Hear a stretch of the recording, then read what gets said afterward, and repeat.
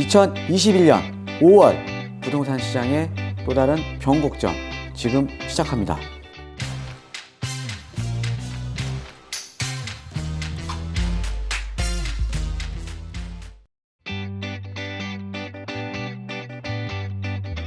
예, 안녕하세요. 드림부동산 투자연구소 대표 정창래입니다. 자, 이번 시간에는요, 지금 5월달 한번 부동산 시장을 한번 살펴봐야 될 것 같아요. 살펴봐야 될 것 같은데, 3월 이후로 시장이 좀 안정되다가 요즘 또 시장이 좀 움직이고 있습니다. 그래서 어떻게 보면 5월이 향후 시장에 좀 향방을 가를, 향후 시장에 좀 어떻게 보면 이 추세를 가를 이런 좀 시점이 될 것 같거든요. 그래서 5월의 부동산 시장 얘기를 한번 해보겠습니다. 자, 먼저 이제 이 부동산 시장을 이제 살펴보면 지금 이 가격에 대한 하락 요인들도 좀 상당히 많죠. 그렇죠? 가격 하락 요인도 상당히 많은데, 자, 이런 것들이죠. 자, 지금 이사 대책으로 인한 지금 거래 절벽, 이사 대책으로 인한, 전체적으로 지금 거래량은 좀 줄어들었죠. 특히, 근데 이제 수도권이라던가 지방 같은 경우에는 다시 지금 거래량이 좀 살아났지만, 서울 같은 경우에는 좀 거래량이 좀 줄었습니다. 거래량이 줄었는데, 자, 그래서 이사 대책으로 인한 좀 거래 절벽 현상이 있고요.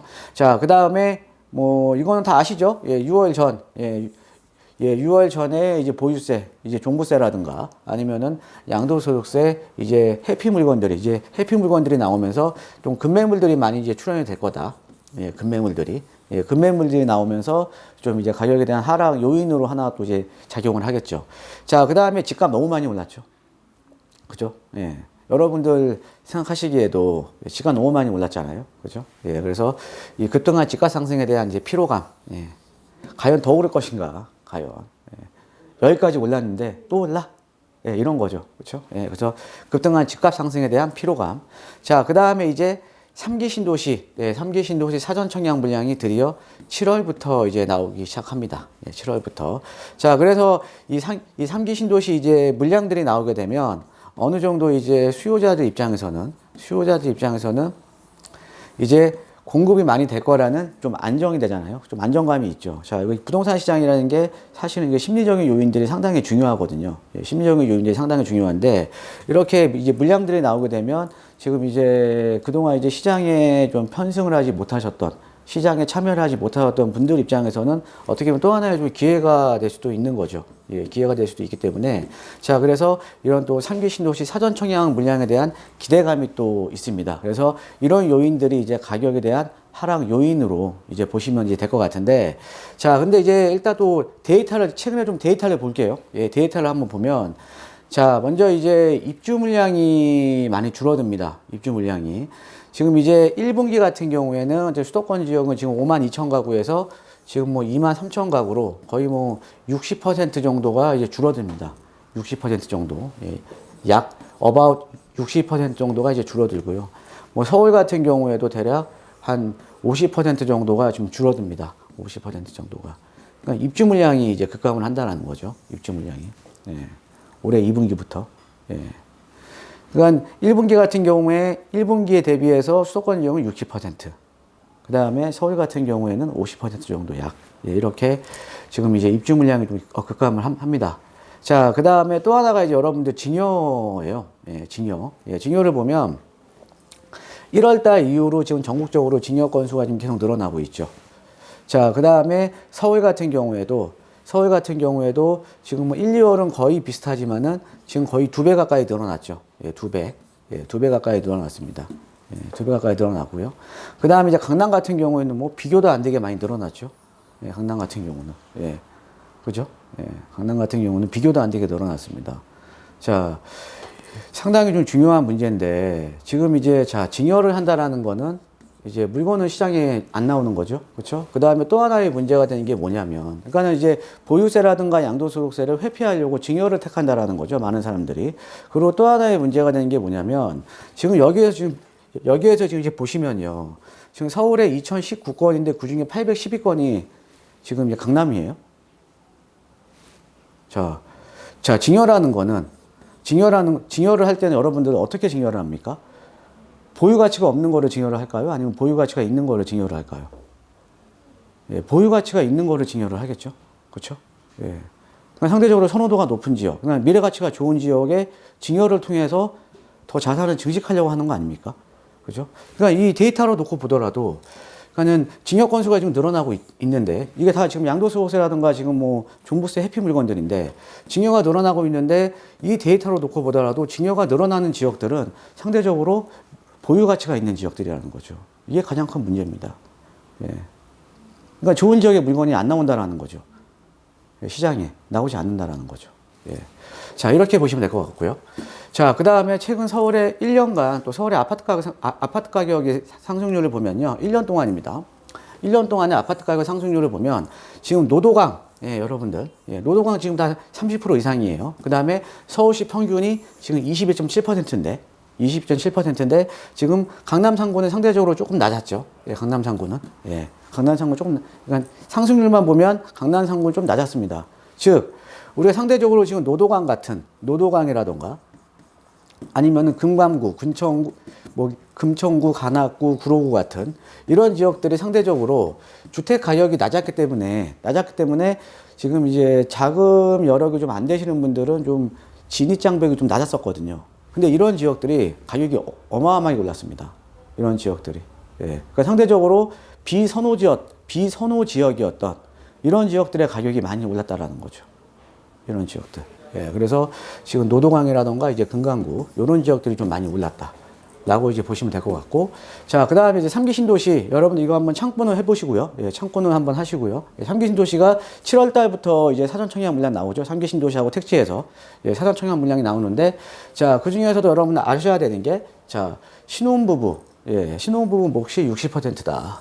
예, 올해 3만 가구 정도, 정확히는 한 3만 200가구 정도 됩니다. 예, 3만 200가구 정도 7월부터 이제 사전 청약에 들어가는데, 자, 신혼부부 몫이 늘어난다라는 거는 이 4050, 그렇죠? 예, 4050 세대들 같은 경우는 그만큼 4050 세대에 배정된 물량들이 줄어드는 거죠. 예, 어차피 파이는 한정적입니다. 예, 파이는 똑같아요. 여기서 누구의 몫이 늘어난다는 거는 상대방의 몫이 줄어드는 거죠. 예, 그렇죠? 예. 자, 그 다음에 지금 이제 이 신혼 희망타운 같은 경우에는 여러분들 아셔야 되는 게 이제 대출을 받게 되면 수익 공유형입니다. 수익 공유. 수익 공유를 누구로 하냐? 예, 정부와 합니다. 예, LH와 하는 거죠. LH와. 그러니까 만약에 내가 분양을 봐서 가격이 오른 거에 대한 상승분에 대해서 수익을 공유를 하는 거죠. 온전하게 내 몫이 아닙니다, 여러분. 온전하게 내 몫이 아니라는 거죠. 예, 남과 쉐어를 하는 거죠. 예, 그것도 좀 아셔야 될 것 같고, 이거에 대한 것들은 요거는 또 중요한 문제니까요. 제가 나중에 또 강의로 한번 풀어드리도록 하겠습니다. 예. 자, 지금 이제 추세가 지금 이제 뭐 좀 이렇고요. 자, 그래서 2021년 5월 시장이 상당히 중요한 게요. 예, 중요한 게, 자, 지금 징역 건수도 지금 상당히 많이 늘어났고요. 자, 그 다음에 지금 시장에 금매물들이 6월 전에 많이 나와줘야 되는데, 만약에 시장에 금매물들이 나오기 시작한, 거래가 되려면 사실은 3월 달에는 다 거래가 된 겁니다. 3, 4월 달. 왜? 우리가 보통 부동산 시장을 거래를 해보신 분들은 알겠지만, 거의 뭐 한 달 반 만에 끝나는 경우가 거의 없어요. 그죠? 예. 보통 한 두세 달 잡잖아요. 특히나 요즘은 그 뭐 임대차 때문에 그 기간이 좀 더 길어지고 있는 추세죠. 이제 계약부터 잔금까지. 자, 그러니까는 금매물 출현은 없다라는 거죠, 이제는. 세금 부담으로 인한 금매물 출현은 없다라는 거죠. 그죠? 예. 징여할 분은 지금 징여를 하고 있고. 자, 그 다음에 매물을 파실 분들은 매물 다 파았다라는 얘기입니다. 예. 자, 그 다음에 입주 물량. 아까 보셨죠? 예, 지금 수도권 지역은 60% 줄어들었고, 서울 같은 경우는 지금 50% 정도, 예, 지금 입주 물량이 지금 급감을 하니까 당연히 공급이 부족한 거죠. 네. 자, 거기에다가 최근에 지금 압구정이라던가 목동이라던가 그 다음에 이제 뭐 여의도라든가 이런 거 재건축 아파트 다 토지거래 허가구역으로 지정됐죠? 예, 토지거래 허가구역으로. 왜 지정됐습니까? 예, 재건축에 대한 기대감 때문에. 이 규제를 완화를 해준다고 하니까 재건축에 대한 기대감 때문에 가격이 계속 올라버리니까 토지거래 허가구역으로 지정이 됐죠. 자, 이 토지거래 허가구역으로 지정을 했다라는 의미는 뭐냐면, 일단은 좀 이제 그러니까 좀 수요자들을 억제를 하면서 좀 가격을 안정을 시키면서 뭐예요? 개발을 하겠다라는 거죠. 그죠? 예, 개발을 하겠다라는 거잖아요. 예, 이렇게 이해를 하셔야 되는 겁니다. 예, 그래서 지금 재건축을 중심으로 한 가격 상승. 자, 그래서 지금 이제 재건축에 대한 기대감이 높은 지역들 중에서도 이제 뭐 노원구 쪽에 상계동 같은 지역들은 상계동 같은 지역, 뭐 상계주군이나 이런 지역들 지금 이제 재건축 뭐 안전이나 통과한 지역도 있고 하고 있죠. 예, 지금 추진을 하고 있는데 이런 지역들은 또 토지거래 허가구역으로 지정이 안 됐어요. 예, 그럼 당연히 글로 들어갈 수밖에 없겠죠. 예, 그러니까 재건축을 중심으로 한 지금 이제 가격이 지금 상승을 하고 있다. 꼭 강남뿐만 아니라 강북 지역도 마찬가지고요. 예, 그래서 재건축을 중심으로 한 가격이 지금 상승을 하고 있다라고 이제 보시면 될 것 같고.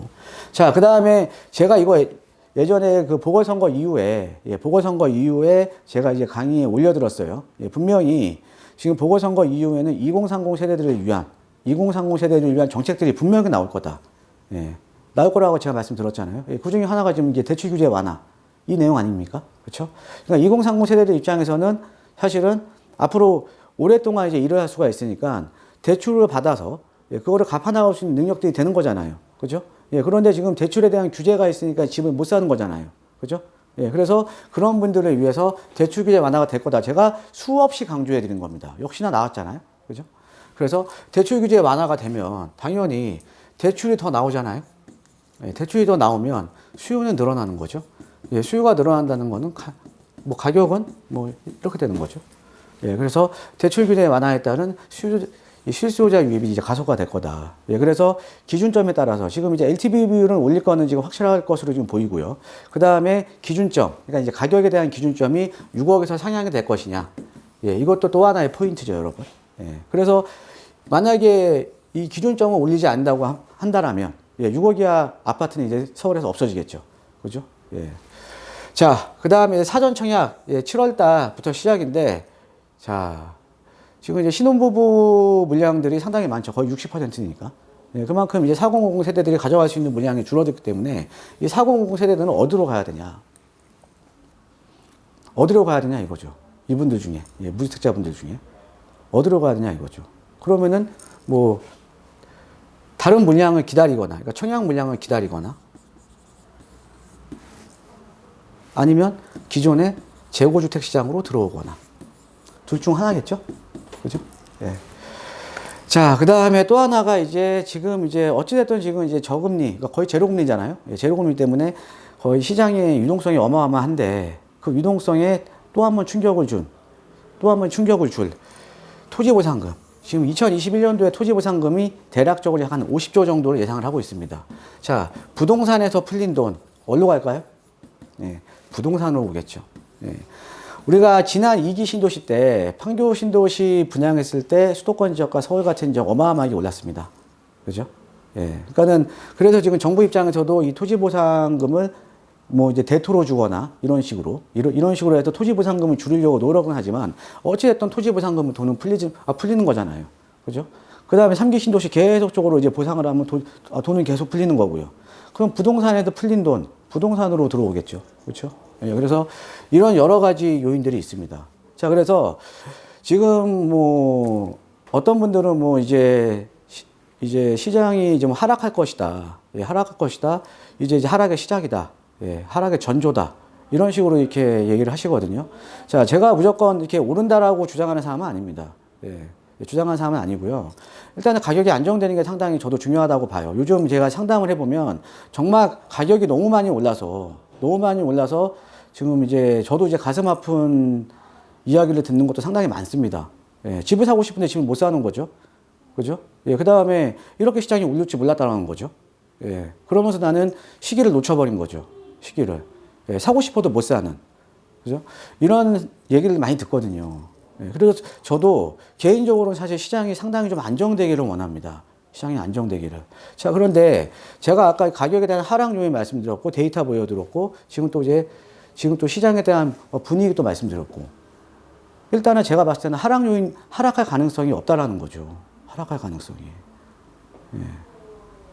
그래서 지금 5월 달이 상당히 중요한 겁니다. 5월 달이. 예. 5월 달이. 자, 그래서 여러분들 오늘 제가 해드렸던 내용, 예, 좀 충분히 좀 숙지하시고요. 예, 숙지하시고, 여러분들 어느 정도 우리가 시장을 어느 정도 좀 예상을 해야 또 대응을 할 거 아닙니까? 예, 그래서 5월 시장에 대한 전망 오늘 제가 해드린 겁니다. 여러분도 좀 도움이 되셨으면 하고요. 예, 그리고 좀 구독하기, 예, 아직 저희가 이제 여러분들의 도움으로 10만이 넘었습니다. 예, 정말 감사드리고요. 예, 그리고 그 10만, 근데 많은 분 들어오시는데 아직 구독하기 안 하신 분도 많아요. 예, 구독하기 좀 눌러주시고, 좋아요.